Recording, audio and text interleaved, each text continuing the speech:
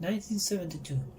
Amidst the Cold War tensions, the chessboard became a battleground for ideological supremacy. Today, we revisit Game 6 of the historic duel between America's Bobby Fischer and the Soviet Union's Boris Spassky. 1. c4, e6.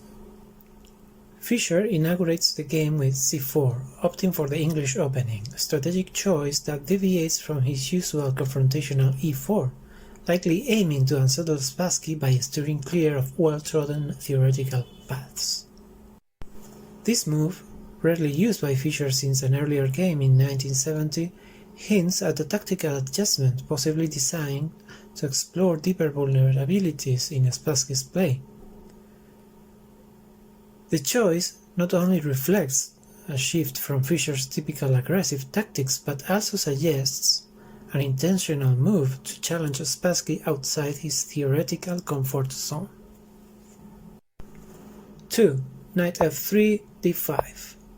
Typical pawn-center confrontation begins, setting the stage for a d4 pawn push from white. Spassky responds with a solid central strike, indicating readiness to transpose into familiar terrain of a queen's pawn game. 3. d4, knight f6. In response to white's strong central pawn structure with d4, Spassky develops his knight to f6, positioning it to challenge white's dominance.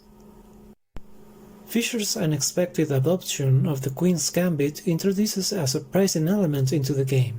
This strategic pivot forces Spassky to decide between the dynamic Tarrasch defense and the more proven orthodox defense, the latter being his historically undefeated choice. Fischer's move not only solidifies his central control but also strategically pressures Spassky to consider an e4 pawn advance. 4. Knight c3, bishop e7. Development continues. Black prepares to castle. 5. Bishop g5, castle. White pinning the knight, creating potential for e4, e5 pawn thrust. Black castles, ensuring king safety. Fischer opts to pin the knight, a common thematic move in many d4 openings, hinting at possibilities for e4.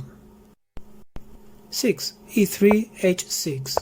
White solidifies the center and plans to develop further. Spassky challenges the bishop, prompting Fischer to make a decision. Retreat keeps the pin and tension. 7. Bishop h4, b6.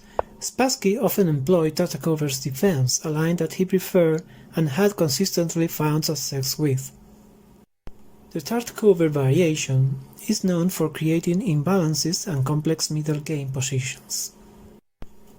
Despite Spassky's undefeated record with the Tartakower's line, he struggled this time with b6. Fischer, well prepared, adapted an improvement previously seen in a Soviet tournament where Geller fell victim. 8. c takes d5, knight takes d5. Open lines favor bishops, initiating exchanges. Fischer opens the center slightly, testing black's setup while simplifying the position. 9. Bishop takes e7, queen takes e7. The exchange helps black in developing the queen and connecting rooks. The exchange of dark squared bishops slightly favors black, who gains the bishop pair and avoids double pawn. 10. Knight takes e5, e takes d5. Simplifies the position but gives black the pair of bishops. Fischer eliminates the central knight, but Spassky's pawn structure remains solid with control of the center. 11. Rook c1, bishop e6. White targets the c-file, potentially exploiting the open file, while black counters by developing and solidifying the pawn structure, fortifying his d5 pawn. 12. Queen a4, c5. Positional play aiming at the queen side. Fischer probes the queen side, trying to create weaknesses while Spassky solidifies his center further. 13. Queen a3, rook c8. White shifts the queen to support c-file operations. Black centralizes the rook, both preparing for further action. Aligning the queen with the rook, Fischer increases pressure along the c-file. Spassky coordinates rooks. 14. Bishop b5, a6. The bishop move to b5 provokes weaknesses on black's queenside. Fischer's bishop move to b5 is a strategic play designed to either disrupt black's pawn structure or facilitate an exchange for black's knight, enhancing pressure on critical squares. This move is part of a refined strategy that capitalizes on Fuhrmann's earlier insight, aiming to heighten the positional tension by targeting black's queen-bishop pawn. Spassky responds with a6, a move that weakens the defense around his queen-rook pawn, potentially overlooking alternative defenses such as queen b7, previously pointed out by Keller. It's probable that Keller, as one of Spassky's seconds, had emphasized a plan involving material sacrifices starting with queen b7 during their match preparations, particularly to counter moves like bishop b5. 15. D takes c5, b takes c5, creating hanging pawns which could be a target for white. Spassky accepts the structural weaknesses to maintain material equality and active pieces. Black positions his rook on a safe yet awkward square, but challenges remain regarding how to effectively develop his knight. 16. Castle, rook a7. A seriously tactical oversight. Better was black queen b7, focusing on bishop pressure and better rook connectivity. Fischer completes development, preparing for the middle game. Spassky's rook move is less active, aiming for safety. 17. Bishop e2, knight d7. Both sides reposition, with Spassky looking to redeploy his knight towards the center. Natural development moves, repositioning for better game dynamics. 18. Knight d4, queen f8. Gets the queen out of play. The knight jump to d4 intensifies pressure. Black's queen move is less effective. An aggressive knight move by Fischer, centralizing and posing multiple threats. Spassky's queen move aims to remain flexible and safe. 19. Knight takes e6, f takes e6. Opening the f file for attack, shifting the balance towards white. Fischer opts for a structural transformation, creating an open f file and dynamic imbalances. 20. e4, d4, aggressively opening the center, paving the way for further central and kingside operations. e4, hailed as the game's pivotal move, targeted black's central formation, boxing Spassky into a corner with no productive options. Following d4, black's light squares become vulnerable. Potion central pawns, Fischer seeks open lines and activity. Spassky aims to block and counter in the center. After Spassky's move to d4, his pawns become immobile, offering no chance for further movement, which allows the white bishop to exert dominance. 21. f4, queen e7. Intensifying kingside intentions, Fischer prepares to open lines. White aims to open the f file against black's king, escalating the pressure. Black tries to hold. After 21 f4, Fischer gains a strategic advantage, further intensifying his attack on the kingside while Spassky defends carefully. 22. e5, rook b8. A powerful advance. The pawn push to e5 creates strong threats. Black's rook move doesn't help in active defense. With a pawn move, Fischer gains space and restricts black's pieces. Spassky's rook aims for potential counterplay. 23. Bishop c4, king h8. White places the bishop actively, attacking the f7 pawn. Black moves the king to avoid immediate threats. 24. Queen h3, knight f8. White prepares for a kingside attack. Black repositions the knight for defensive purposes. Fischer aligns queen for a potential attack, maintaining pressure. Spassky reorganizes defensively. 25.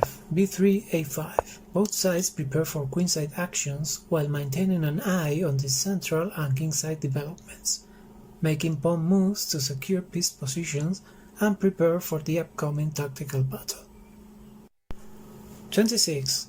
f5, e takes f5. The breakthrough move, aiming to open lines against black's king. Following the f5 move, white launched a devastating attack. Fischer initiates complications, breaking through on the king's side to activate his pieces further. 27. Rook takes f5, knight h7. White captures the pawn, growing pressure on black's declining kingside defenses. Black repositions the knight to bolster defensive capabilities. 28. Rook c, f1, queen d8. White doubles rooks on the f-file, signifying a strong intent to launch an attack. Black's queen move aims to connect rooks and add an extra layer of defense. 29. Queen g3, rook e7. White aligns the queen with the rooks, threatening lethal kingside attacks. Black's rook move aims to defend critical points, particularly the f7 square. Queen with his rooks, Fischer enhances the pressure on black's position. Spassky tries to cover critical squares. 30. h4, rook b, b7. White begins a pawn storm to further weaken black's kingside structure. Black's rook move is defensive, trying to hold the fort on the 7th rank. 31. e6, rook b, c7. A powerful pawn push, threatening to open up more lines and potentially promote. Black tries to blockade the passed pawn with a rook. 32. Queen e5, queen e8. White centralizes the queen, maximizing pressure and opening up several tactical opportunities. Black's queen move is largely defensive, trying to maintain cohesion among the king's guards. 33. a4, queen d8. White advances on the queen side, gaining space and potentially opening up new fronts. The queen move by black attempts to stay flexible to respond to threats on either side of the board. 34. Rook 1, f2, queen e8. White repositions the first rook, potentially preparing to double on the f-file or switch it to supporting the passed e6 pawn. Black's queen move tries to keep an eye on key squares like e6 and f7. 35. Rook 2, f3, queen d8. White continues to increase the pressure, with all major pieces now actively involved in the assault on the king's side. Black's queen returns to d8, possibly to offer a queen exchange to relieve pressure. 36. Bishop d3, queen e8. White repositions the bishop to support the central and kingside threats, adding another attacker into the mix. Black's queen move again is aimed at defense, sticking close to the king. 37. Queen e4, knight f6. White's queen move places more pressure on the critical e6 pawn and indirectly threatens the black king. Black counters by bringing the knight back into play, hoping to challenge White's dominant pieces. Spassky tries to relieve pressure with knight repositioning. 38. Rook takes f6, g takes f6.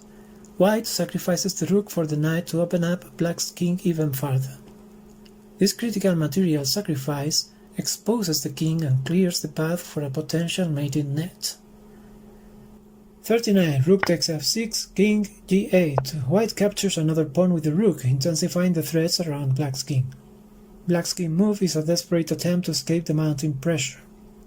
40. Bishop c4, king h8. White repositions the bishop to a more threatening square, directly targeting f7 and preparing to support further penetration into black's position. Black's king move is an attempt to sidestep immediate threats. Fischer repositions his bishop to a more threatening post, aiming directly at weak points in black's camp. Spassky is running out of viable moves. 41. Queen f4. Black resigns.